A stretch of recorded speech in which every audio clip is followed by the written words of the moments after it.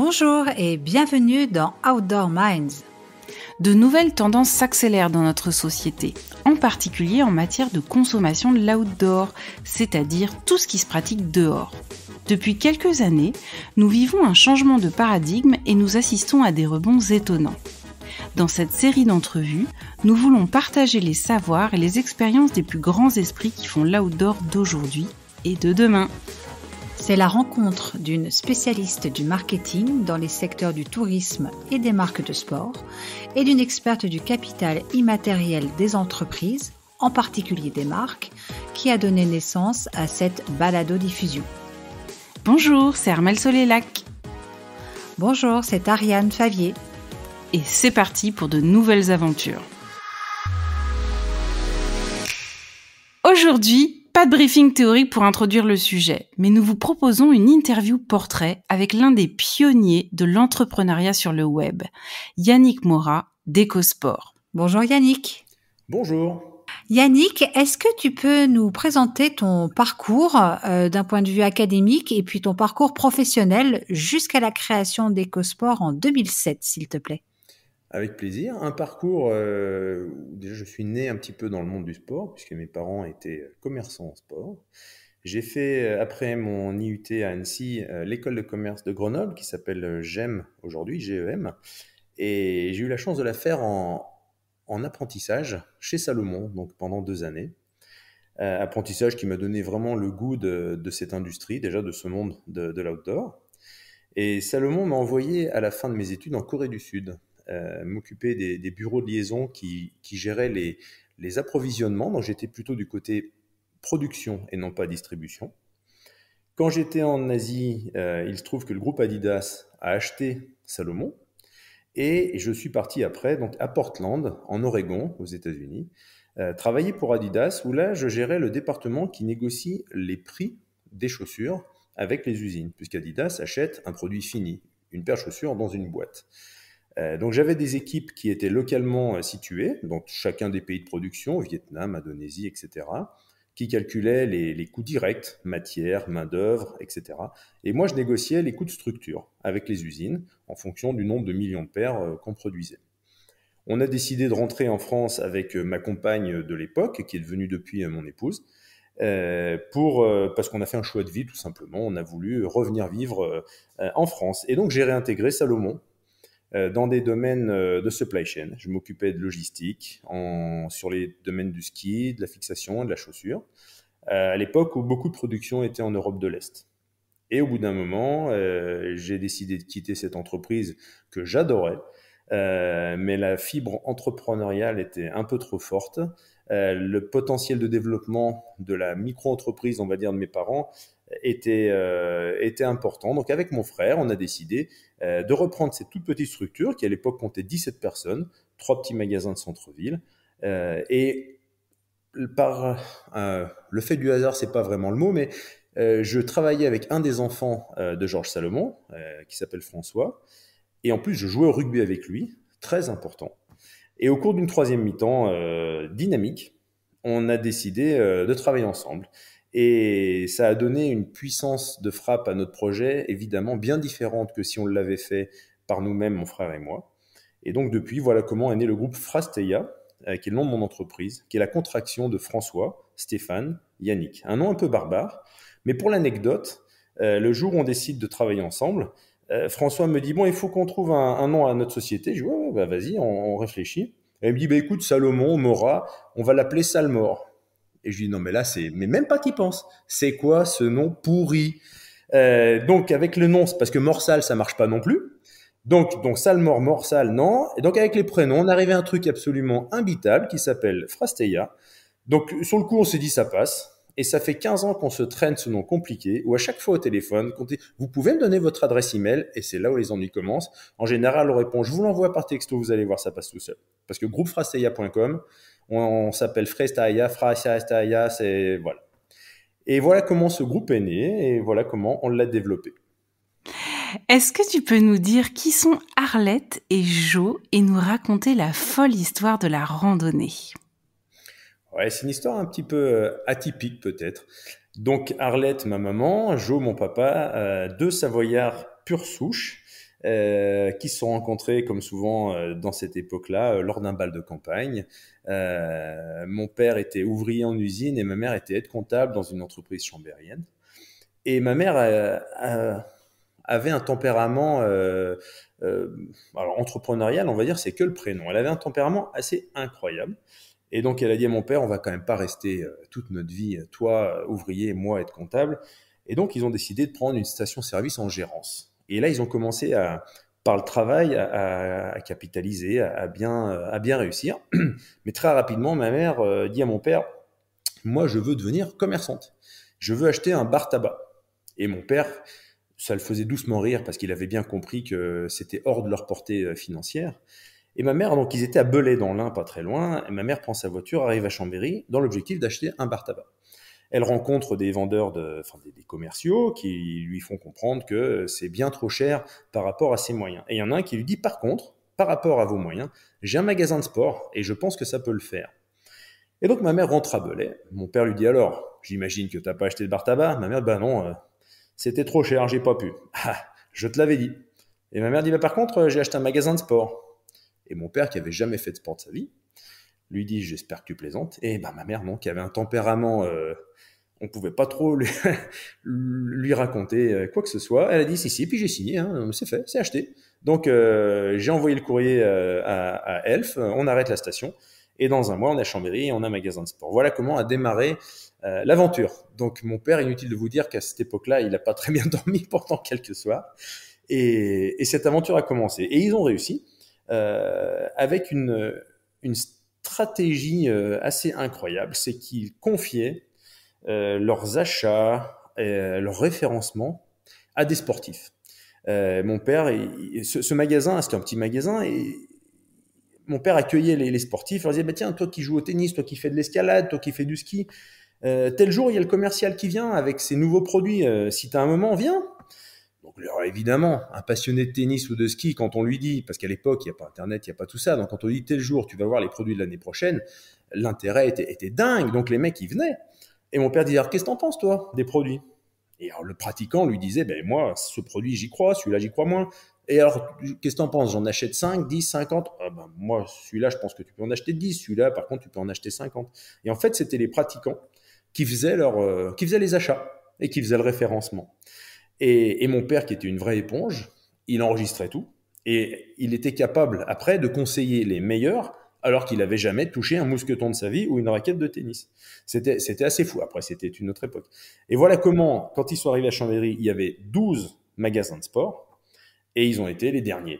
Les derniers ils ont tous fermé les uns après les autres. Et mes parents, quand on a décidé de fermer leur magasin pour changer de format, pour arriver en périphérie sur un format de 1500 m², on est en 2005 et c'était les derniers. Donc de 1970 à 2005, voilà comment ils ont fonctionné. Les meilleurs conseillers sportifs sans avoir jamais fait de sport. Extraordinaire. Alors, comment on passe de la randonnée à EcoSport finalement? Comment après le gap est franchi entre 2005 et 2007? Qu'est-ce qui vous anime? C'est quoi la vision? Et qu'est-ce qui... Quand on reprend l'affaire avec mes parents, ce qu'on sait depuis longtemps, c'est que mes parents n'ont pas su ou n'ont pas voulu quitter le centre-ville pour aller en périphérie. Et ça, c'était une première révolution commerciale quelque part. On passe des années 60, commerce de centre-ville, les maisons Morat, Dupont, Durand et je ne sais quoi, à périphérie, à l'époque, la Hutte, Intersport, patati patata. Quand on dit que ce sont les derniers dans le centre de Chambéry, entre-temps, Intersport était parti en périphérie et avait fait une grosse surface. Et on s'est dit, bon ben voilà, ils ont loupé ce premier virage qu'ils auraient dû faire dans les années 80-90. On va le faire dans les années 2000, donc bien les derniers, mais peu importe, il y avait encore du potentiel. Et la preuve, ce magasin Sport 2000 fonctionne très bien. Mais néanmoins, on a loupé la première vague. Et on sentait la deuxième arriver. Et la deuxième, c'était le web. Et pourtant, nous, on était... Mon frère François Salomon et moi, tout sauf des geeks. Un ordinateur, on savait à peine l'allumer. Et on se disait, mais si on ne va pas sur le web, on va réitérer la même erreur ou le même choix, on va dire pas très productif, de ne pas surfer sur cette deuxième vague. Donc on s'est dit, on ne sait pas comment, par la porte ou par la fenêtre, de toute façon, il faut aller sur le web. Et alors une fois qu'on s'est dit ça, autour de la table, tous les trois, On s'est dit, OK, maintenant qu'on s'est dit ça, c'est super, mais on fait comment? Parce qu'on ne sait pas faire. Et la première réflexion a été de se dire, si c'est pour vendre un ballon de foot ou un maillot de bain, pourquoi un habitant de Paris ou de Toulouse viendrait acheter sur notre site internet Sport 2000 ou Mora Sport, peu importe comment on l'appelle, sachant qu'à l'époque, il y a déjà des gens installés, hein, on est bien d'accord, on n'était pas les pionniers. On s'est dit, non, là, si on arrive sur des sports, on va dire, grand public comme ça, on n'aura aucun avantage, aucune force par rapport à ceux qui sont déjà en place. Et on s'est dit, par contre, le ski, c'est peut-être pas mal, parce que, c'est notre domaine de passion, on est hyper connecté avec l'industrie, parce que moi je sortais de chez Salomon, mon père était très bon client chez Rossignol, Salomon, toutes les marques, le magasin s'appelait La Randonnée, donc on avait un ADN outdoor qui était prononcé. Et en plus le ski, c'est un petit marché, comparé au football, au tennis, etc. Puis c'est un marché qui est compliqué, parce que chaque produit est personnalisé, votre pointure, votre poids, etc. Et puis c'est hors gabarit. Donc on s'est dit, c'est autant de barrières à l'entrée, et puis c'est très saisonnier. Donc c'est une chienlit par rapport à ceux qui veulent mettre en place des flux industrialisés. Donc on s'est dit, à la limite, c'est tellement compliqué que peut-être que là, on peut essayer de jouer la partie. Parce qu'on est bien connecté, parce qu'on sait faire, parce qu'on est au pied des montagnes, parce que chacun de nos vendeurs, etc., pratique le ski. Donc voilà comment on a décidé d'attaquer le web. Et par le hasard des rencontres, j'ai rencontré Frédéric Prat, le cofondateur d'EcoSport, qui était un gars qui était bourré d'idées, qui visiblement savait comment s'y prendre. Par contre, il avait ni la structure, ni les moyens, ni les connexions. Et du coup, je l'ai rencontré, on a discuté et je lui ai dit, allez, on démarre l'aventure ensemble à 50-50. Ce qui est le schéma le plus dangereux. Hein. Chaque conseil, il me disait, mais Yannick, surtout pas, 50-50, il n'y a pas de patron, au secours. Mais en fait, dans une association, quand chacun a son rôle, quand l'autre ne peut rien faire sans que son associé ne donne son aval, etc., forcément, ça fonctionne bien. Et voilà comment EcoSport a démarré. Donc, Frédéric, je lui dis, écoute, tu gères, tu crées EcoSport, tu vends des produits, et le reste, je m'en occupe. La finance, le RH, le juridique, etc., je gère. Voilà comment a démarré EcoSport. Et la première année, on était 100% eBay. On n'avait pas de site internet. On vendait nos skis aux enchères sur eBay. Et Frédéric, qui était très futé, il me disait, mais regarde, on va mettre les skis aux enchères, donc tel modèle. On faisait monter les enchères. Et il me disait, tu vois, si on se satisfait de tel taux de marge, les 10 dernières enchères de 10 personnes différentes, elles sont nickel. Donc, celui qui emportait l'enchère était ravi, il achetait son ski, je dis n'importe quoi, 300 €. Et tous ceux qui étaient entre 300 € et le prix plancher qu'on s'était fixé, on leur envoyait un email en leur disant, écoutez, vous n'avez pas remporté l'enchère, désolé. Par contre, on a une deuxième paire de skis. Et à l'enchère que vous avez faite, si vous êtes d'accord, on est OK pour vous la vendre. Et donc, les clients étaient absolument ravis parce qu'ils avaient l'impression, en plus, de faire un deal de folie. C'est-à-dire qu'ils disaient, l'abruti qui a remporté l'enchère, eh ben moi, j'ai les skis et pour moins cher que lui. Et nous, chaque enchère nous faisait vendre 5, 10, 15, 20 paires de skis. La première année, on a fait 2,7 millions. Et on était rentable. Voilà comment est né EcoSport. Et à l'époque, moi, je regarde un petit peu comment ça fonctionne, sauf que vraiment, je suis tellement loin de tout ce qui est numérique que je ne comprenais pas vraiment comment ça fonctionnait. J'avais du mal à appréhender la puissance du système. Et je vais vous raconter une anecdote, évidemment véridique. Mon père me dit, tiens, j'ai des vieilles raquettes de tennis qui traînent au fond de l'entrepôt, là, qui datent des Yves Van Lendl et compagnie, hein, des raquettes des débuts des années 80. Il y en a une vingtaine, on va les vendre à la braderie de Chambéry, on les met à 5 €, on s'en débarrasse, etc. Moi, je lui dis, écoute, ouais, mais 5 €, des raquettes qui sont plus du tout, mais du tout au goût du jour, on va perdre notre temps, on va pas en vendre une. Et Fred, mon associé, il entend ça, il dit, attends, c'est quoi là, ces raquettes là, vas-y, raconte. Et mon père, il lui amène les raquettes, bah regarde, c'est ça. Hein. Et Fred, il dit, bah écoute, il dit à mon père, écoute Joe, les raquettes, je les vends, ce que je te propose, on partage le chiffre d'affaires, 50-50. Mon père, il dit, bah oui, si tu veux, très bien. Et donc Fred, à l'époque, donc il prend les photos des raquettes, il demande à mon père s'il a les factures. Mon père dit, bah oui, faudra les retrouver, mais enfin, c'est des vraies raquettes, hein, elles sont vraiment dans le stock. Et Fred a réussi à trouver sur eBay des collectionneurs de raquettes de tennis. Il les a contactés, il leur a dit, ben voilà, tel jour, je mets aux enchères un lot de 20 raquettes. Sur les 20 raquettes, il y en a 3 qui sont cordées, j'ai 8 housses, les autres, je les ai pas. Facture à l'appui si jamais vous en avez besoin, et c'était le jour. Elles sont parties pour 10 000 € au Japon. Et là, on s'est dit, ah, on pensait pas pouvoir les vendre à 5 € à Chambéry, elles sont parties pour 10 000 € au Japon. Donc, le web a une puissance incroyable. Et là, on s'est dit, il faut qu'on fasse quand même un focus assez précis et assez réfléchi sur ce qu'on veut faire d'EcoSport. Voilà comment est née l'aventure EcoSport en 2007. Et alors, pourquoi ce nom EcoSport? Comment est-ce qu'il a été choisi? Clairement, à l'époque, le web était synonyme de coup de fusil, de bons plans, de bons prix. Quand on disait dans les années 2005-2007, j'ai acheté ça sur le web, ça voulait dire j'ai trouvé un très bon plan. Et l'aspect EcoSport était avant tout économique. D'ailleurs, notre baseline à l'époque était le ski à prix économique. On n'achetait que des fins de série. On ne vendait pas de produits, on va dire, de l'année. On ne vendait que des produits de l'année d'avant qu'on achetait aux marques.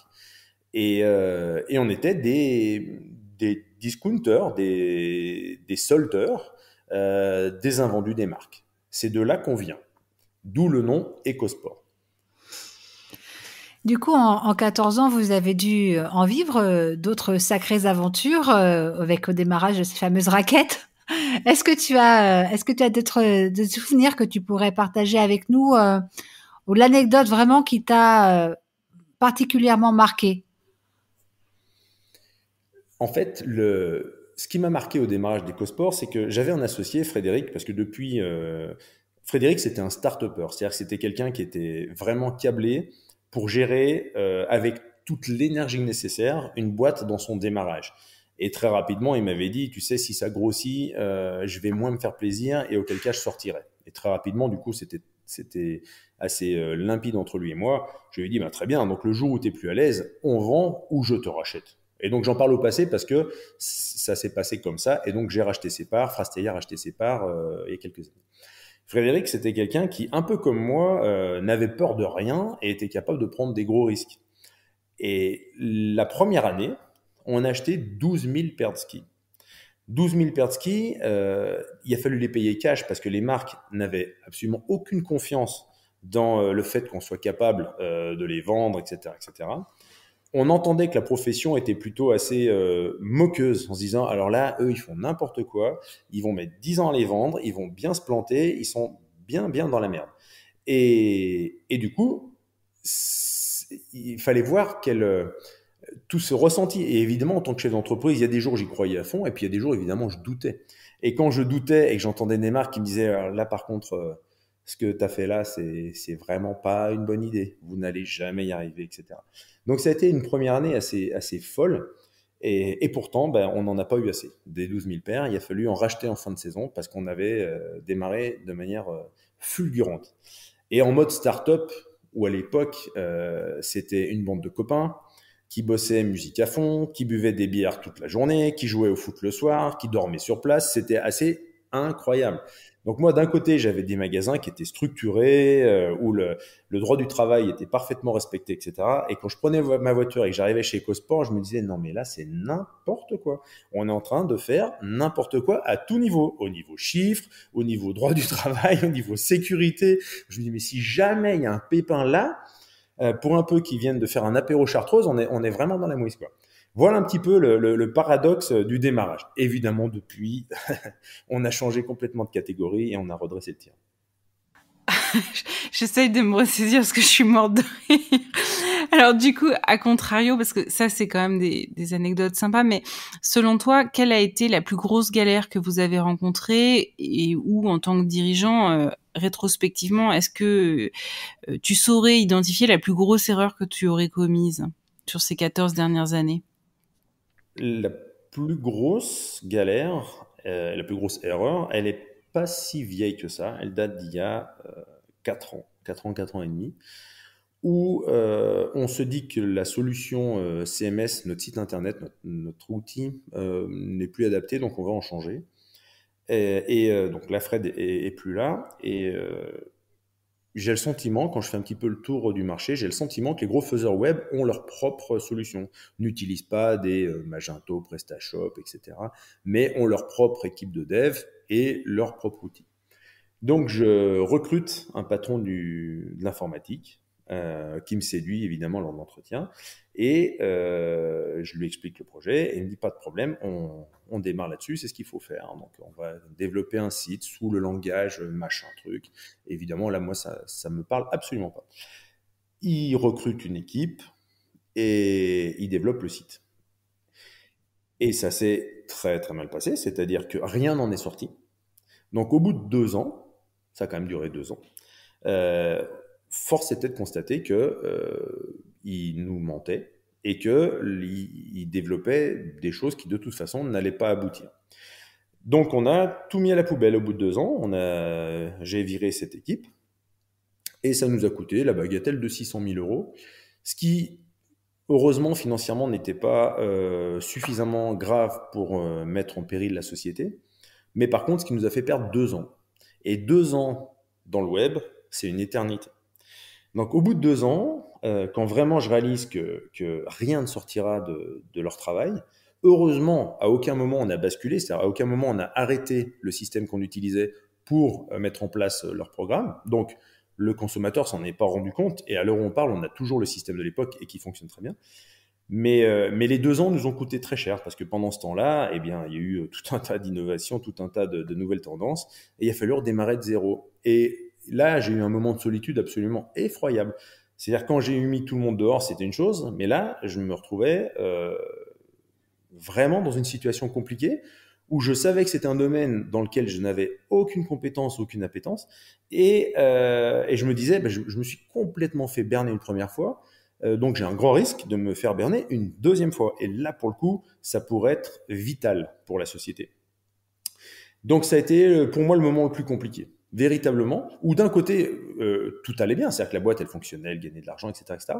Mais j'étais vraiment dépité devant ce sujet en me disant, mais comment je fais ?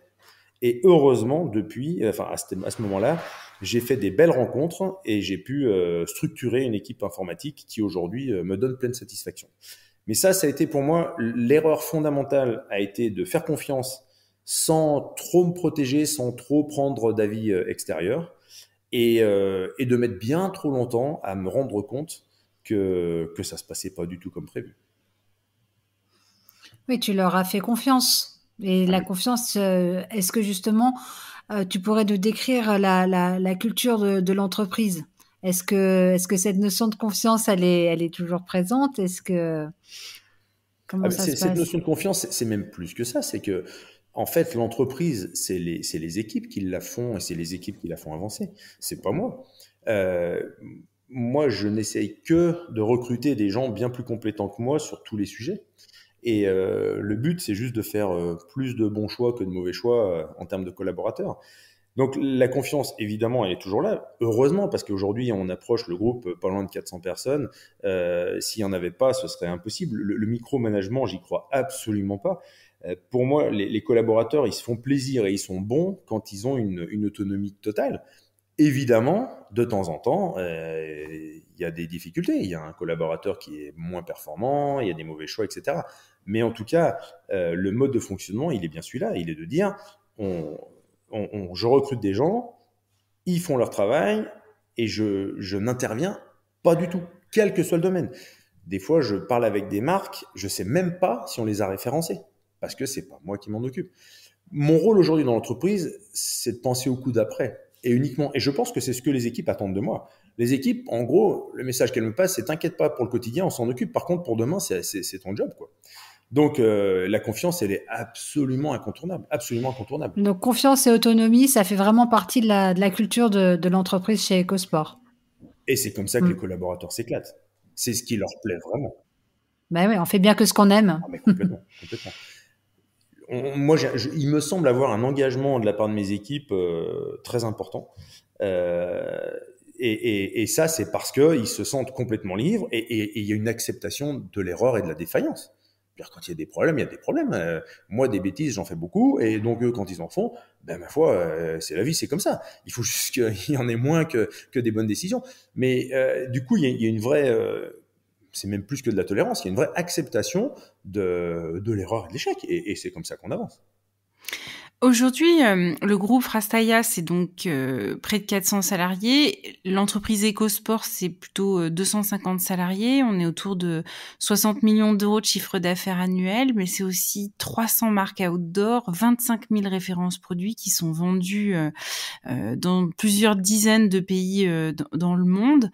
Et pour la première fois, c'est une plateforme de marque à laquelle j'ai eu le plaisir de participer au mois de septembre dernier. C'est aussi pour moi quelque part l'occasion de rappeler à tous les créateurs d'entreprises qu'il faut pas forcément croire tout ce qui a écrit dans les livres et tout ce qu'on vous dit en école de commerce. Hein. Une entreprise, elle peut tout à fait se développer, du moins pendant les premières années de sa vie, sans plateforme de marque. Mais au bout d'un moment, ça devient indispensable d'en avoir une. Et c'est la démarche que vous avez adoptée au sein d'EcoSport. Pourquoi est-ce que vous avez ressenti le besoin de créer une plateforme de marque après 14 ans d'expérience et comment ça s'est déroulé, ce processus d'élaboration au sein de l'entreprise? On a ressenti ce besoin de différentes manières, mais un peu tout au même moment. Et les raisons sont assez multiples. La première, c'est de dire, comme je vous l'ai expliqué, on est né du discount, mais rapidement, on a fait le choix de changer de positionnement et de devenir un vrai distributeur de marques outdoor en vendant de la gamme du produit de l'année. Et le côté fin de série devenait simplement accessoire. Et donc, quand on change de positionnement comme ça, c'est quand même radical, même si ça ne s'est pas fait en un an, il faut être capable de le communiquer de manière très claire, à la fois à nos consommateurs, mais également à nos marques. Donc ça, c'était un premier besoin. Le deuxième besoin, c'est que le processus de recrutement, aujourd'hui, est bien différent d'il y a quelques années. On est en pénurie de talents, comme beaucoup d'industries. Et autant il y a quelques années, lors d'un entretien, c'est le candidat qui parlait et qui essayait de se vendre, autant aujourd'hui, c'est l'inverse. Et quand on parle à un candidat, il faut qu'on soit capable de lui expliquer clairement qui on est pour que lui puisse se projeter dans notre modèle. Donc, une plateforme de marque, à ce moment-là, on se rend compte qu'on ne l'a pas en fait. On vit sans pendant des années, puis à un moment on se dit non mais là il y a un truc qui cloche, il y a un truc qui manque, on n'est pas capable de.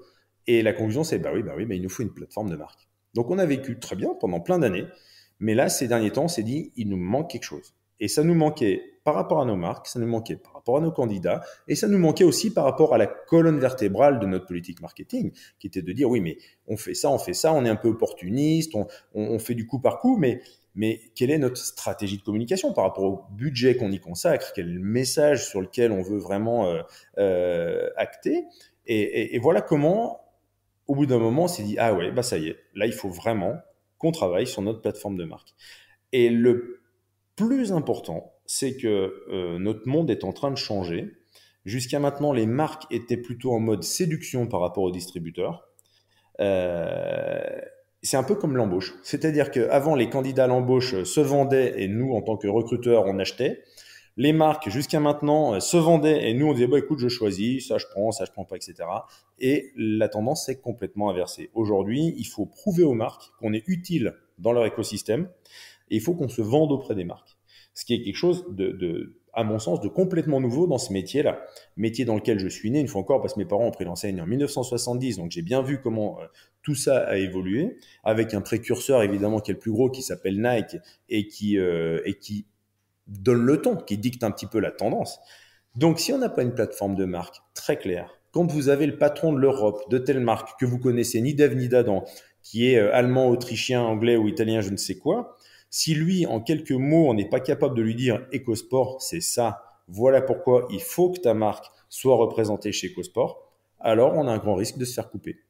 Donc, c'est un besoin vital, à la fois en recrutement, mais également au niveau de nos relations avec les marques. Du coup, est-ce que tu peux nous expliquer quel processus de création de plateforme de marque vous avez choisi? Parce qu'il est très particulier. Toutes les entreprises n'ont pas le courage que vous avez eu.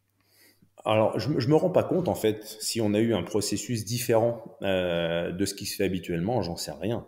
En fait, on s'est mis à poil quelque part. C'est de se dire humblement qui on est, d'où on vient et comment on vit le truc. Évidemment, dans des contraintes de temps, de planning, etc., qui sont forcément limitantes. Mais ce qui est important, c'est de donner la parole aux salariés de différents univers, logistique, magasin, achat, marketing, etc., pour qu'ils essayent de s'exprimer en disant, voilà, moi aujourd'hui, je travaille dans une entreprise qui s'appelle EcoSport et voilà comment je la vis, voilà comment je la ressens, donc voilà pour moi comment elle est et voilà vers où on doit aller. Donc c'est un process, je ne saurais pas dire très sincèrement si c'est pas un process habituel, mais en tout cas, par groupe de travail, avec des salariés de différents métiers, différents niveaux de hiérarchie, en y associant aussi des talents extérieurs, parce que c'est simple, je trouve que c'est hyper enrichissant d'avoir un œil extérieur, professionnel évidemment, mais quand je dis professionnel, c'est pas spécialement des spécialistes du métier de la plateforme de marque ou du marketing. Donc on a clairement fait appel à une agence professionnelle, donc Hermel, et on a aussi fait appel à l'ancien directeur marketing de chez Salomon, et également on a été accompagné par Martin Fourcade, qui est un copain et qui a eu la gentillesse de consacrer beaucoup de temps à ce chantier et qui a été vraiment riche parce qu'il avait son œil, alors expert du milieu, parce que Martin c'est un expert de l'outdoor forcément, mais par contre pas du tout habitué à ce monde de l'entreprise et à nos enjeux. Mais comme il a zéro timidité, c'est génial parce que du coup, il s'exprime extrêmement librement. Il disait, bah, moi, EcoSport, en tant que conso, voilà comment je l'entends. En tant qu'athlète de haut niveau, voilà comment je le ressens. Et il est toujours resté, je trouve, d'un pragmatisme et d'une honnêteté totale. Et j'ai trouvé que c'était un travail passionnant parce qu'avoir un œil extérieur, c'est hyper important. Autour de la table, quand le patron est là, forcément, les salariés, bah, ils peuvent avoir un peu de retenue, etc. Là, les groupes de travail étaient plutôt un petit peu dispersés et j'ai trouvé que c'était très enrichissant. Voilà, je ne sais pas si c'est très clair dans mes propos, mais voilà en gros comment on s'y est pris. Il y a une particularité quand on est distributeur d'articles de sport, justement, c'est qu'on doit faire la promo des marques qui, on l'a vu, sont pour certaines très très fortes. Et comment est-ce qu'on arrive, alors une fois qu'on a fait sa plateforme de marque aussi, à équilibrer la communication sur sa propre marque en tant que distributeur et puis la communication sur les marques très fortes qui sont distribuées comme Salomon, Rossignol et d'autres. Comment on arrive finalement à avoir un juste équilibre où aucune n'est lésée, ni le distributeur, ni les marques vendues, et à ne pas faire de l'ombre à l'une ou l'autre partie. En fait, derrière cette question, il y a la question de est-ce qu'on sert à quelque chose ou pas. Si on n'est pas capable de répondre à cette question, à quoi on sert, ça veut dire qu'on sert à rien et qu'on va disparaître. Et c'est une question sur laquelle on débat avec les marques au quotidien. Et une fois encore, la plus avancée, c'est Nike, alors qui ne nous concerne pas dans l'outdoor, chez EcoSport. Mais comme j'ai des magasins Sport 2000 et que je suis encore au board de Sport 2000 France, je vois un petit peu comment les choses évoluent. Et aujourd'hui, effectivement, le monde est plus comme avant. Avant, on avait besoin du distributeur parce que le consommateur ne découvrait les produits des marques que chez les distributeurs. Donc, s'il n'y avait pas de distributeur, il n'y avait pas de distribution, il n'y avait pas de vente. Aujourd'hui, le consommateur, il n'a pas besoin des distributeurs pour découvrir la nouvelle gamme de telle marque, etc. Donc, dans un contexte comme ça, on se doit de se dire quelle est notre utilité. Et l'utilité pour moi du distributeur, elle est extrêmement importante parce qu'elle est tiers de confiance. On est des sélectionneurs, on ne travaille pas avec toutes les marques, on ne travaille pas toute la gamme des marques. Et quand un client a besoin d'une veste pour aller en montagne, évidemment qu'il est capable d'aller sur les sites des différentes marques, et d'ailleurs il y va. Donc il faut bien intégrer le fait que dans le parcours d'achat aujourd'hui, le site de la marque fait partie du parcours d'achat à un moment ou à un autre. Mais le consommateur aujourd'hui a besoin d'un tiers de confiance, capable de modérer les histoires que racontent les marques, parce qu'évidemment, les histoires racontées par les marques, elles sont magnifiées, embellies, etc., etc. Nous, on est capable de les modérer. Et donc, on amène du pragmatisme dans une offre pléthorique, parce qu'on travaille avec 350 marques Or, il en existe des milliers en outdoor. Et donc, on fait gagner du temps au consommateur, on le rassure, on lui amène un vrai service de proximité, et en ce sens, on est utile. Une fois qu'on a dit ça, aujourd'hui, on communique avec les marques. Et donc, on travaille ensemble. Quelles sont les histoires sur lesquelles on va communiquer? Quels sont les moyens qu'on va y mettre? Que va payer la marque? Que va payer EcoSport? À quel moment on le fait? Donc, la tripartite marque, distributeur, consommateur, elle a vraiment pris toute sa dimension ces dernières années. Avant, c'était absolument pas le cas. La marque parlait au distributeur, le distributeur parlait au consommateur. Donc, ce changement, il est absolument fondamental. Mais aujourd'hui, le distributeur, à mon sens, a vraiment un rôle très, très important de modérateur, de présentation d'une offre sélectionnée, d'un service que les marques aujourd'hui sont absolument incapables de vendre, ça n'est pas leur métier, et également de remontée d'informations. C'est-à-dire que le distributeur doit être collecteur d'informations, doit être vraiment un média dans les deux sens. On doit être média pour descendre de l'information aux consommateurs et média pour remonter de l'information aux marques. Si on arrive à faire ça, alors il faut trouver effectivement le juste milieu pour que le consommateur pense quand même à nous quand on communique avec lui, que EcoSport résonne dans sa tête, sans quoi évidemment on risque d'être en difficulté. Mais c'est vraiment un équilibre assez subtil à trouver. Et on y travaille beaucoup avec les marques qui, sur ce dossier-là, sur ce sujet-là, ont vraiment mûri par rapport à il y a quelques années. Elles ont aujourd'hui des équipes marketing qui sont beaucoup plus opérationnelles et terrain qu'elles ne l'étaient il y a quelques années, et avec lesquelles on construit des programmes très très précis en termes de calendrier, en termes de puissance média, peu importe le support. Et elles sont extrêmement demandeuses de remontée d'informations à la fois quali, mais surtout quanti. Et aujourd'hui, les nouveaux outils nous le permettent. Donc, en ce sens, la distribution a un bel avenir devant elle, tant qu'elle arrivera à être utile aux consommateurs et à être utile à la marque. Merci beaucoup Yannick Morat d'avoir été notre invité pour cet épisode et merci à tous d'avoir écouté Outdoor Minds.